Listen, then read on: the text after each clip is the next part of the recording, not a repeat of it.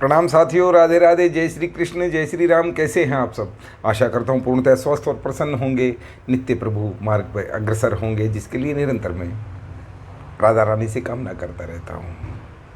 तो आज फिर हाजिर हूँ मैं आपके सामने कुछ नई बात लेके, एक नया विषय लेके। हमारे भाई जी एक बात कहा करते थे कि प्रभु को अपनाने का एक सरल मार्ग मैं तुम्हें बताऊं।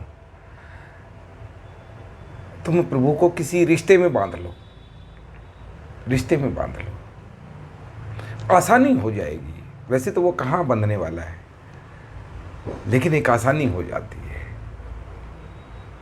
उस स्वरूप में आप क्रिया करें और उसी के निमित्त आप कर्म करेंगे तो कृपा निश्चित है, कृपा निश्चित है।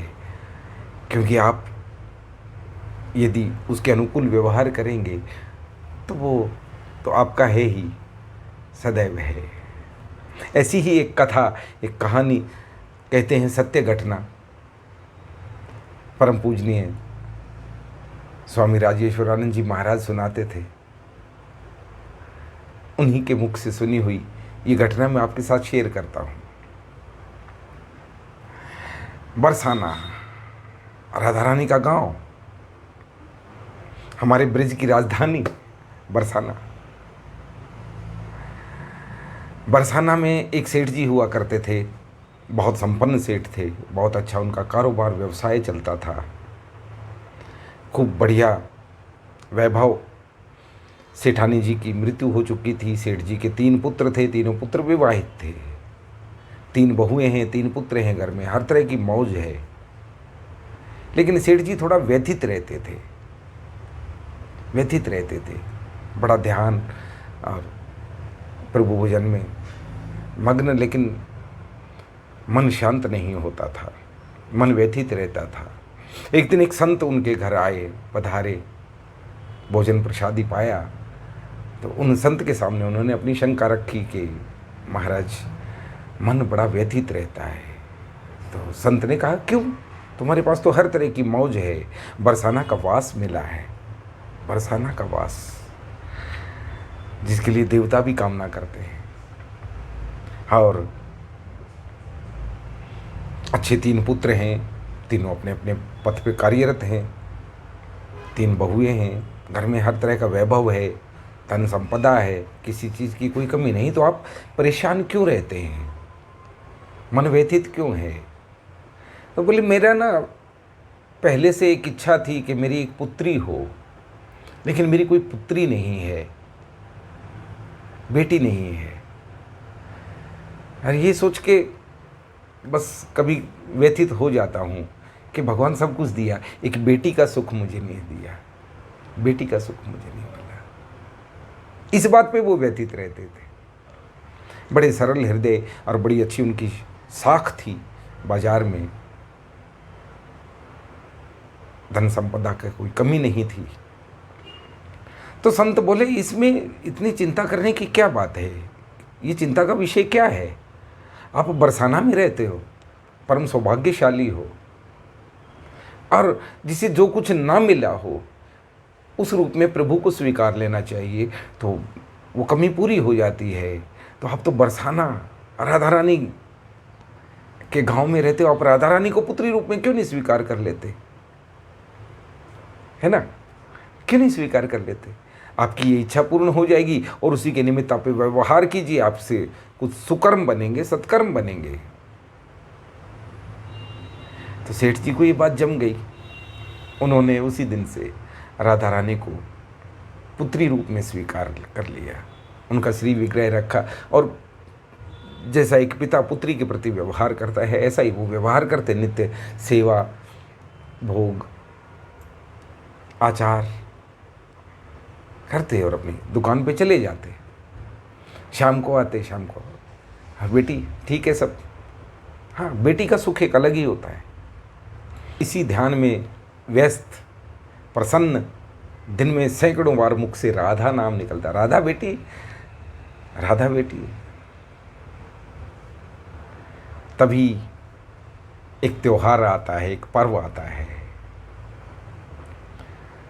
पर्व पे क्या होता है, आजकल भी होता है, पहले तो बहुत ज़्यादा होता था, आजकल शायद कम होता है। गांव में एक मनियारी होती है, चूड़ी पहनाने वाली औरतों का श्रृंगार प्रसाधन वगैरह बेच के जीवन यापन करने वाली औरतें होती, मनियारी बोलते हैं उसको लोकल भाषा में। तो मनियारी हर बार की तरह सेठ जी के घर आई। भाई बहुएं हैं, बहू चूड़ियाँ पहन लो, चूड़ियाँ पहनाने वाली वो आई, चूड़ियाँ पहनो। तो हाँ जी चूड़ियाँ पहनेंगे। सबने चूड़ियाँ पहनी, तीनों बहुओं ने चूड़ियाँ पहनी, और मनिहारी के सामने एक चौथा हाथ भी आ गया। चूड़ियाँ पहन ली, मैं पैसे सेवा वो पिताजी करेंगे। अब बहुओं का तो यही जवाब है, हिसाब किताब तो पिताजी करेंगे, व्यापार व्यवसाय तो वही देखते हैं। हाँ ठीक है, कोई बात नहीं। हर वर्ष मैं आती हूँ, जब सेठानी जी थी तब भी मैं आती थी, तो सेठ जी हिसाब किताब करते हैं, कोई बात नहीं। सबको चूड़ियाँ पहना के वो चली गई। अब अगले दिन वो मनिहारी सेठ जी की दुकान पे, व्यवसाय पे, उनके ऑफिस में या जो भी आप कहें, वहाँ पहुँची। सेठ जी, बहुओं को सबको मैं चूड़ी पहना के आई हूँ, तो आप उसके पैसे, उसका व्यवहार मुझे दे दें, जो मेरी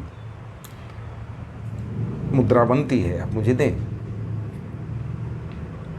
तो सेठ जी बोले कितने पैसे हुए? बोले जी 4 के इतने पैसे हुए, जो भी उसने बताया उस समय। 4 के? मेरे घर में तो 3 बहुएं हैं, 4 कौन आ गए? बोले जी चूड़ियाँ तो मैंने 4 को पहनाई हैं। अब सेठ जी को वो बात ध्यान ही नहीं रही कि वो कैसा भाव करते हैं बिजनेस से।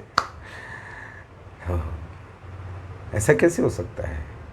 तू जरूर झूठ बोलती है, मेरे घर में 3 ही बहुएं हैं, तू 4 के पैसे कैसे मांग रही है? मैं घर जाके पूछूंगा, तब तेरा हिसाब करूंगा। ठीक है सेठ जी, मैंने तो चूड़ियाँ 4 को पहनाई हैं, आपके घर में कितनी बहुएं हैं, कोई मेहमान आई है, कौन है मुझे नहीं पता, लेकिन मैंने 4 को चूड़ियाँ पहनाई हैं, तो मुझे 4 का हिसाब मैंने आपसे मांगा। आपसे कभी गलत थोड़ी कहूँगी मैं, आप बड़े सेठ हैं, हम गरीब लोग हैं। बोले ठीक है। अब सेठ जी घर गए, बहुओं से कुछ नहीं कहा, व्यथित हैं, परेशान हैं कि सुबह पूछूंगा, शाम का समय हो गया है, भोजन संध्या आदि करके सो जाता हूँ। सेठ जी सो गए। रात को सपने में राधा रानी आई और रोने लगी। अब सेठ जी कहते हैं, बेटा राधा मेरी लाडो, तू क्यों रो रही है, क्यों उदास है, क्या कारण है तेरी उदासी का? बोले पिताजी आज आपने गजब कर दिया, आज आपने मुझे गैर कर दिया, पराया कर दिया। ऐसा तो मैंने कभी नहीं किया जब से तुम्हें बेटी माना। बेटा बात क्या है? अच्छा बड़े बनते हो, बेटियां होती ही पराई हैं, तुमने कर दिया ना आज मुझे पराई। बेटा कैसे? अच्छा 3 बहुएं तो तुम्हें याद रही, मेरी बहुएं हैं, बेटी को भूल गए? बहुएं चूड़ी पहनेंगी तो क्या बेटी न पहनेगी? और पहन लिया तो उसके पैसे भी तुम्हें दुखे, दर्द हुआ उसको देने में बेचारी गरीब को। सेठ जी की आंख खुली, आंखों में झरझर आंसू बह रहे हैं। मेरी किशोरी, मेरी लाडली, मेरी लाडो, मेरी प्राण प्रिया आज मेरे घर में चूड़ी पहनने आई हैं, और मैं मूर्ख, मैं वहाँ बहस कर रहा हूँ कि चूड़ी तो 3 ने पहनी है। ये बात तो मैं भूल ही गया कि मैं एक पुत्री का बाप भी हूँ, जिसे मैं स्वीकार कर चुका हूँ। सेठ जी सुबह सुबह ब्रह्म मुहूर्त में उठे और मनिहारी के घर पहुँचे। कहीं झुग्गी में बेचारी रहती थी। दरवाज़ा खटखटाया, होने के लिए सेठ जी उसके चरणों में नतमस्तक हो गए। धन्य हो तुम देवी, धन्य हो, धन्य हो। मैं मूर्ख, जिसे आत्मिक रूप से पुत्री मानकर भूल गया, उसे तुमने अपने इन पवित्र हाथों से चूड़ियाँ पहनाई हैं। बेटा, तुम्हारा जो भी हिसाब किताब बनता है उसका 100 गुना मुझसे ले लो। मेरा ये अपराध क्षमा करो कि मैंने तुम्हें लौटा दिया, कि मैं घर पे पूछ के बताऊंगा। ऐसे वो लीला करती हैं, साक्षात लीलाएं करती हैं। जो लोग अनुभव करते हैं उनसे पूछिए। आप सबको ये चीज़ें बकवास लग सकती हैं, फालतू लग सकती हैं, लेकिन जो लोग अनुभव करते हैं अपने जीवन में, उनसे पूछिए, अपने आप से पूछिए, राधा रानी कैसी कृपा करती हैं, कैसी वो दया करती हैं, कैसी वो वहाँ राधा कृष्ण की क्या लीला होती है, वो तो वही जाने, वही जाने। आपको समझाया नहीं जा सकता, प्रमाण नहीं दिया जा सकता, यहाँ कोई रिटर्न दस्तावेज नहीं हो सकता। अपने अपने अनुभव होते हैं। अनुभव के आधार पे ये कथा आपके सम्मुख मैंने रखी। आपको कैसी लगी आप कमेंट बॉक्स में बता सकते हैं। आप कृपा करके कमेंट्स ज़रूर किया करें, मुझे बहुत हौसला मिलता है। आप ही के मार्ग पे नया नया प्रशस्त हो। संभालिए। राधे राधे। जय श्री कृष्ण। जय हो ऊंची अटारी वाली की।